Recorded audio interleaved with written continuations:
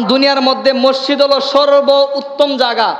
সর্ব উত্তম জায়গার মধ্যে এসে যদি আপনি সর্বোত্তম কিছু না শিখতে পারেন, তাহলে আপনি দুনিয়ার অন্য কোনো জায়গায় গিয়ে ভালো কিছু শিখতে পারবেন।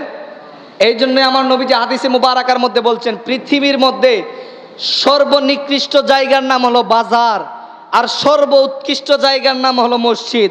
আর আজকে দেখা যায় আমাদের যুব সমাজ থেকে শুরু করে মুরব্বী পর্যন্ত, অর্থাৎ 10 বছরের যুবক থেকে 100 বছরের মুরব্বী পর্যন্ত সবাই বাজারে বসে বসে অন্যের ঘরের খবর, অন্যের ঘরের 14 গোষ্ঠী উদ্ধার করে দেয়। কথা বলুন ঠিক কিনা?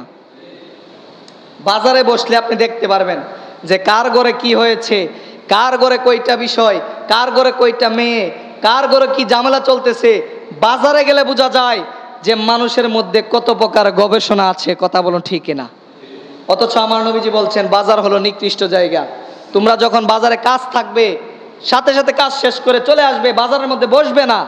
কেন বসবে না? কারণ বাজার নিকৃষ্ট জায়গা। সেখানে যদি তুমি বসো, তোমার ঈমান হরণ হতে পারে।